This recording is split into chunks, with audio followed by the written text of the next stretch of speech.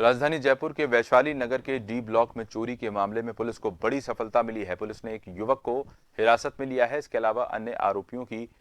Mobile location Sikar की सामने आई है, जिसके चलते पुलिस टीम सीकर रवाना हो गई है।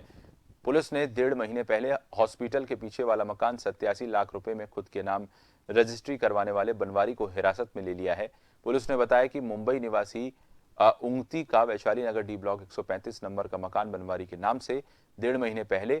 87 लाख रुपए में खरीदा गया। प्राथमिक जांच में सामने आया कि शिखर अग्रवाल नाम के व्यक्ति ने मकान खरीदने के लिए रुपए दिए। शिखर अग्रवाल पीड़ित चिकित्सक का परिचित भी है और उनके घर आना जाना भी रहता था। एसीपी राय सिंह बेनीवाल ने बताया कि शिखर अग्रवाल के पकड़े जाने के बाद उसकी भूमिका का पता चलेगा। पुलिस ने बताया कि चोरों ने वारदात से पहले 87 लाख रुपए में मकान खरीदा और फिर मकान में काम चलाने के बहाने गुपचुप जमीन से 15 फीट गहरी और करीब 20 फीट दूरी तक सुरंग बनाकर पीछे डॉक्टर सुनीत सोनी के अस्पताल के बेसमेंट के नीचे पहुंचे, जहां बेसमेंट की फर्श के नीचे दबे एक लोहे के बक्से को कटर से काटकर उसमें रखी चांदी चुरा ले गए।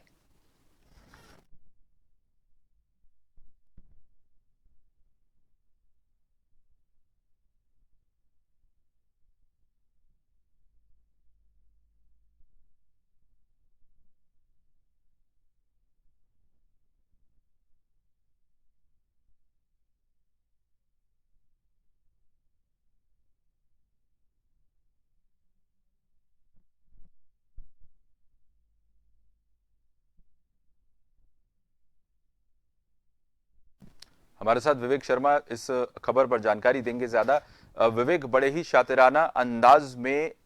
जो आरोपी हैं, जो चोर हैं एक तरह से, उन्होंने इस वारदात को अंजाम दिया। पहले इस मकान को खरीदा गया, उसके बाद इस मकान के पास से ही एक सुरंग बनाई गई। बड़े ही शातिराना अंदाज में सब कुछ हुआ।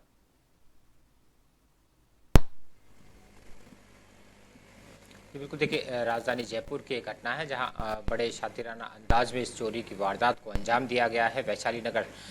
इलाके के एक प्रसिद्ध जो है डॉक्टर हैं, डॉक्टर सुनीत सोनी, उन्हें ही इस चोरी का जो है शिकार बनाया गया है। सबसे बड़ी बात यह कि जिस तरह से इस वारदात को अंजाम दिया गया है, तो ये पुलिस अधिकारियों का मानना है कि जो आरोपी हैं उनको पहले से पता था कि डॉक्टर सुनीत सोनी के घर के नीचे, बेसमेंट के नीचे जो है ज्वेलरी और चांदी को छिपा कर रखा गया था और उन्होंने इसी मकसद से इस वारदात को अंजाम दिया है कि आयकर विभाग से बचने के लिए इस अंदाज में जो है ज्वेलरी और चांदी की सिल्लियों को छिपा कर रखा गया है। और अगर ये चोरी भी हो जाती है तो पीड़ित की ओर से मुकदमा दर्ज नहीं कराया जाएगा। लेकिन जैसे ही पीड़ित को इस बात का पता लगा है, कल मुकदमा जो है वो वैशाली नगर थाने में दर्ज कराया गया है। घटना की जानकारी सामने आने के बाद स्थानीय पुलिस के अलावा सीएसटी और डीएसटी टीमें भी अब पूरे मामले की जांच में जुट गई है। मौके पर एफएसएल टीम ने भी साक्ष्य उठाए हैं। प्रारंभिक जांच में सामने आया है कि जिस जगह से इस वारदात को अंजाम दिया गया है वो पास ही का एक प्लॉट है और ये प्लॉट कुछ महीने पहले ही करीब 90 लाख रुपए में खरीदा गया था। प्लॉट मालिक को हिरासत में लेकर के पूछताछ की है तो ये सामने आया है कि प्लॉट शिखर अग्रवाल ने इस प्लॉट के लिए पैसे दिए थे और ये प्लॉट बनवारी लाल के नाम से खरीदा गया था। तो सबसे बड़ी बात ये कि शिखर अग्रवाल को लेकर अब पुलिस जो है तलाश कर रही है। हालांकि बनवारी लाल को हिरासत में लिया गया है, उससे पूछताछ की जा रही है। बनवारी लाल ने प्रारंभिक जांच में कहा है कि ये मजदूरों की करतूत हो सकती है, लेकिन जिस तरह से इस वारदात को अंजाम दिया गया है तो पुलिस ये तय मान रही है कि जिस भी शख्स ने इस चोरी की वारदात को अंजाम दिया है वो इससे भली वाकिफ था कि डॉक्टर सुनीत सोनी के घर के बेसमेंट में जो है इस तरह से बड़ी मात्रा में ज्वेलरी और चांदी को छिपा कर रखा गया है, जिससे जो आरोपी थे उन्होंने सुरंग जो खोदी थी घर के नीचे से वो ठीक उसी जगह खोदी थी जहां पर ये छुपा कर रखी गई थी और बड़े शातिराना अंदाज से वहां से ज्वेलरी और सिल्लियां जो चांदी की थी इनको चुराया गया था और सुरंग को भरने का भी प्रयास किया गया था। पूरी मामले को लेकर आज एक बार फिर एफएसएल टीम जो है वो मौके पर जाएगी, सीएसटी टीम मौके पर जाएगी और पूरे मामले में तफ्तीश से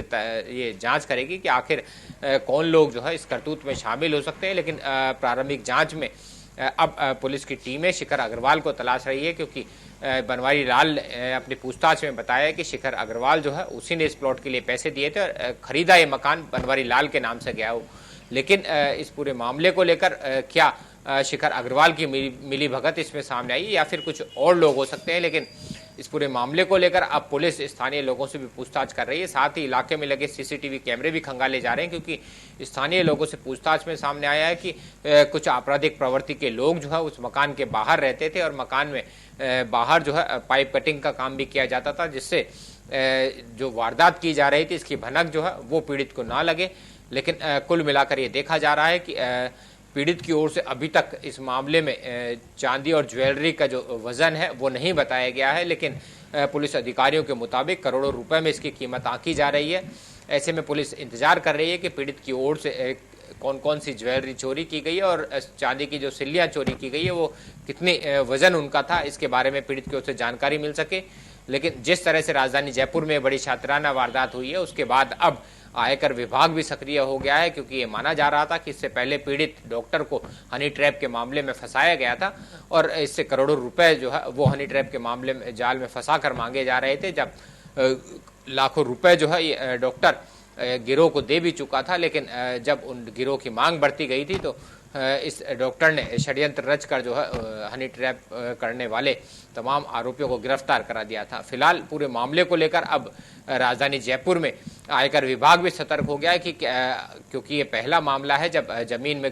दबा करके बड़ी मात्रा में ज्वेलरी और चांदी छिपा कर रखी गई थी, तो अब आयकर विभाग भी ये माना जा रहा है